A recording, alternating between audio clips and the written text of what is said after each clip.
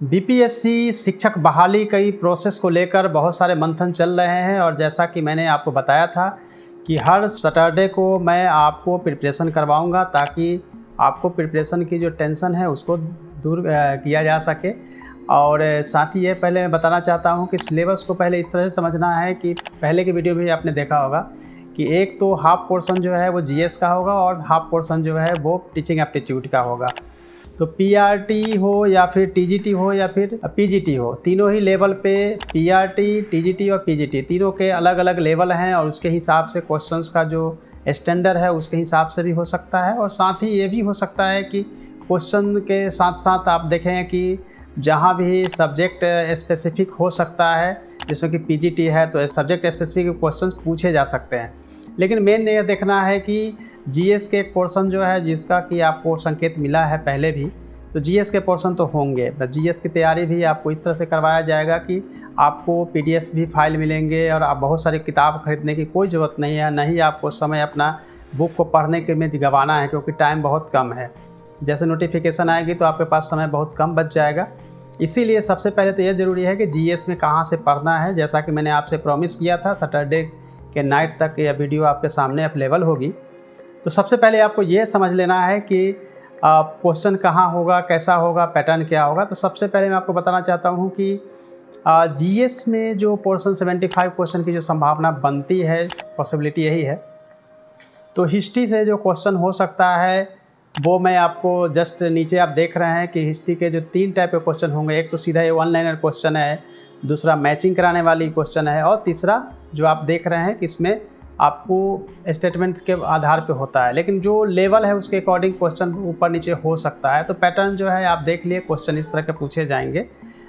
History में हम बात करेंगे तो हिस्ट्री में अगर आपको अभी पढ़नी है तो हिस्ट्री में सबसे पहले तो यह देखना है कि स्टैंडर्ड 6 से लेकर 12th क्लास की एनसीईआरटी बुक को आप पढ़िए।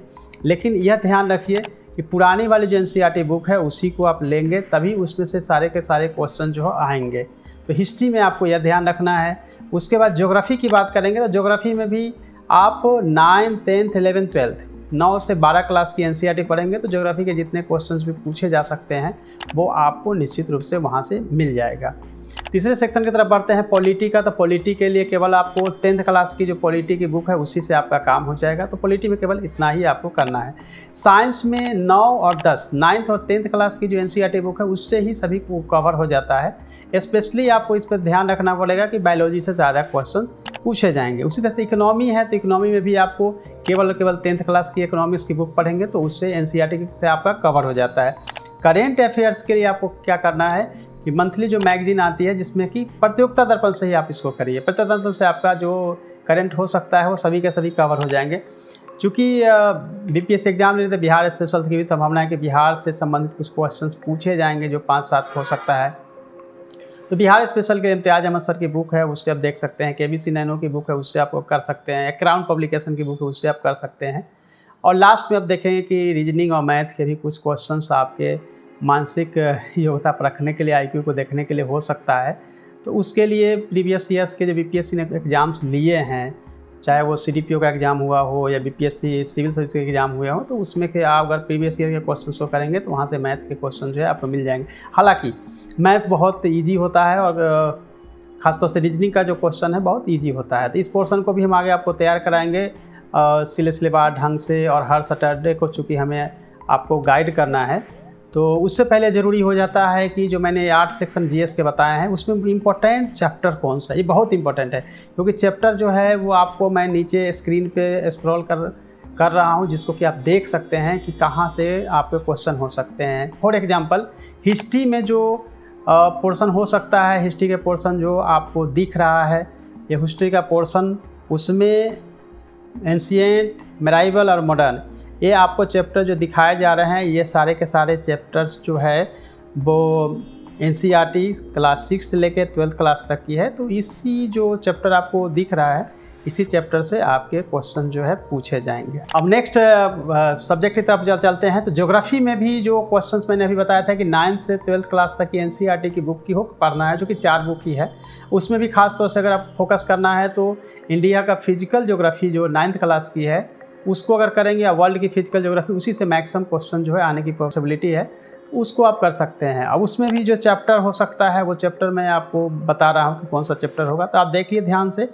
ये चैप्टर आप जैसा कि आप देख रहे हैं कि NCERT के जो चैप्टर हैं उसी को आपको बताया जा रहा है। इस चैप्टर को गौर से देखिए, स्क्रीनशॉट भी ले लीजिए, ये इम्पोर्टेंट चैप्टर हैं। अब तीसरी बात करते हैं हम पॉलिटी की। तो पॉलिटी में भी जो चैप्टर है, मैंने जैसा कि आपको बताया था कि 10th क्लास की NCERT काफ़ी होती है और इसमें ज़्यादा तैयारी करने की ज़रूरत नहीं है। आप सभी अवेयर होंगे कॉन्स्टिट्यूशन से, तो उसको भी देखने के लिए आप पॉलिटी के जो इम्पोर्टेंट चैप्टर्स हैं आप इसको देखिए। आपको दिख रहा है ये चैप्टर महत्वपूर्ण है, ज़रूरी हो तो आप नोट डाउन कर लीजिए, उसको स्क्रीनशॉट ले लीजिए, और ये जो इम्पोर्टेंट पॉलिटी के चैप्टर हैं उससे आप इसकी तैयारी करते रहिए। अब चौथे हम साइंस की तरफ बढ़ते हैं। साइंस में भी जैसा कि मैंने बताया था 9th और 10th क्लास की NCERT से आपका काम हो जाएगा, लेकिन उसमें खास तौर से फोकस करना है बायोलॉजी में। बायोलॉजी में भी खास तौर से फोकस करना है, जो ह्यूमन बॉडी से जुड़े हुए डिजीज है या जो भी अंग है उसके बारे में आपको पूरी जानकारी जो है यहाँ से लेनी पड़ेगी। खासतौर से कौन कौन सा चैप्टर हो सकता है उसको आप देखिए। चैप्टर जो साइंस के लिए हो सकते हैं, जो 9th और 10th क्लास के NCERT के चैप्टर हैं, वो उसमें भी जो इम्पोर्टेंट चैप्टर हैं वो आप स्क्रीन पर देख रहे हैं, उसको आप नोट डाउन कर लीजिए और उसके हिसाब से आप अपनी प्रिपरेशन करिए। नेक्स्ट हम चलते हैं इकोनॉमिक्स की तरफ। इकोनॉमिक्स मैंने पहले ही बताया था 10th क्लास के NCERT को देखना है। इकोनॉमिक्स में बहुत पढ़ने की जरूरत नहीं है। RBI आपको पढ़ना पड़ेगा। RBI अगर पढ़ते हैं तो पूरी मॉनेटरी पॉलिसी अगर पढ़ लेते हैं, और साथ में आपको GDP, GNP, NNP, यानी कि ये 2 ही चीज़ आपको पढ़ेंगे तो आपको पूरी की पूरी इकोनॉमी की तैयारी हो जाती है, पूरे कॉन्सेप्ट आपको क्लियर हो जाता है। फिर भी मैं आपको कुछ इंपॉर्टेंट चैप्टर जो NCERT के हो सकते हैं आपको मैं बता रहा हूँ, उस चैप्टर को आप नोट डाउन कर लीजिए। और ये आप जैसा देख रहे हैं जो इंपॉर्टेंट चैप्टर है वो अब मैंने आपके सामने रखा है, उसमें से आप नोट डाउन कर लीजिए। इस इंपॉर्टेंट चैप्टर को करना ईजी रहेगा और कुछ महत्वपूर्ण चैप्टर आपको दिखाया गया। बात करेंगे करंट अफेयर्स की, तो करंट अफेयर्स में पहले ही कहा था कि हर मंथ को आपको करना है। एक बार हम कंपाइल करके PDF फॉर्म में आपको उपलब्ध भी करा देंगे सारे मटेरियल्स, आपको टेलीग्राम पे पहुंच भी जाएगा। टेलीग्राम में कहीं दिक्कत आ रही है कई जगह पे कि आप ज्वाइन नहीं कर पा रहे हैं, तो आप लिंक भी आपको आज अपने वीडियो के साथ डिस्क्रिप्शन बॉक्स में दे रहा हूं, उस लिंक पे आप फॉलो कर लीजिएगा। तो नेक्स्ट वीक सैटरडे से आपके पास मटेरियल भी PDF के फॉर्म में आपको हम अवेलेबल कराएंगे, जहाँ से आप इसकी तैयारी कर सकते हैं। बिहार स्पेशल के लिए भी आपको अभी कुछ नहीं करना है। बिहार स्पेशल के लिए भी जो MCQ हो सकते हैं, जो मटेरियल होंगे वो भी हम आपको प्रोवाइड कराएंगे। मैथ के और रीजनिंग के लिए भी प्रोवाइड कराएंगे। यानी पूरा का पूरा जो 8 सेक्शन हो सकता है, टोटल 8 सेक्शन जहाँ से क्वेश्चन पूछे जा सकते हैं, उसकी GS की पूरी तैयारी जो है हम आपको करवाएंगे। और नेक्स्ट सैटरडे में हिस्ट्री से स्टार्ट करेंगे। हिस्ट्री में बताएंगे कैसे कैसे आपको प्रिपरेशन करनी है। उसकी PDF की जो है वो पूरे मटेरियल की PDF आपको टेलीग्राम पे अवेलेबल होगा। यानी कि आपको बुक अगर लेनी है, जो मैंने सजेस्ट किया आपको NCERT के बुक्स और दूसरे बुक्स लेनी है तो ले सकते हैं, नहीं भी लेते हैं तो मैं आपको PDF के फॉर्म में आपको मटेरियल देता जाऊंगा। हर सैटरडे आप अपनी तैयारी करेंगे, लेकिन किसी भी हालत में अपनी तैयारी को कमज़ोर नहीं करना है, क्योंकि आप सब जानते हैं कि PRT, TGT और PGT तीनों जो अलग अलग स्टेज है, तीनों ही क्लास के लिए, जो कि PRT के लिए प्राइमरी है और फिर माध्यमिक के लिए TGT है, और PGT जो है सो 10+2 के लिए है। तो 10+2 में आपको ये देखना पड़ेगा कि वहाँ पर सब्जेक्ट स्पेसिफिक है तो वहाँ भी उसकी तैयारी होगी, तो उसके लिए हम बाद में आपको बताएंगे। या फिर TGT के लिए भी अगर साइंस और सोशल साइंस हो जाता है, SST हो जाता है, तो उसकी भी अलग से हम आपको बताएंगे कैसे आपको तैयारी करनी है। नेक्स्ट जो सैटरडे आएगी उसमें मैं आपको टीचिंग एप्टीट्यूड में कहाँ से पढ़ना है, कितना पढ़ना है, कौन सा चैप्टर हो सकता है, डिटेल्स डिस्कशन जो है आपके साथ करेंगे, तो आप उसकी तैयारी कर पाएंगे। अभी आपके पास जो 1 वीक का समय बचा हुआ है उसमें केवल जो मैंने बताया है उसको आप रीड करना शुरू करिए, क्योंकि नेक्स्ट वीक से आपके सामने हम पढ़ाना और उसके मटेरियल भी उपलब्ध कराना शुरू कर देंगे, ताकि आपकी जो तैयारी है वो प्रॉपर होती रहे दोनों ही लेवल पे। जो नियोजित शिक्षक पहले से हो चुके हैं उनके लिए भी कि वो रेगुलर वेतनमान मिले और रेगुलर उनको सारे लाभ मिले, उसके लिए भी, और जो नए हैं जिनको कि PRT, TGT, PGT में उनको एग्ज़ाम देना है BPSC द्वारा जो आयोजित की जाएगी, तो उनकी भी तैयारी। तो दोनों को साथ ही लेकर चलेंगे। दोनों की अलग अलग तैयारी नहीं होती है, लेकिन जैसे ही नोटिफिकेशन आ जाएगा, डिटेल्स सिलेबस आ जाएगी, क्या पैटर्न वगैरह होगा, तो उसके अकॉर्डिंग फिर उसको हम चेंज कर सकते हैं। चलिए, तो आप तो अपनी तैयारी करते रहिएगा। जो भी आपको दिक्कतें आ रही है, कोई परेशानी आ रही है या कोई उलझन हो रही है, तो आप उस क्वेरी को आप डिस्क्रिप्शन में ज़रूर दीजिएगा, उसके अकॉर्डिंग हम आपको आगे गाइड करते रहेंगे। चूँकि अभी नोटिफिकेशन नहीं आई है, इसलिए हम सैटरडे करा रहे हैं आपको।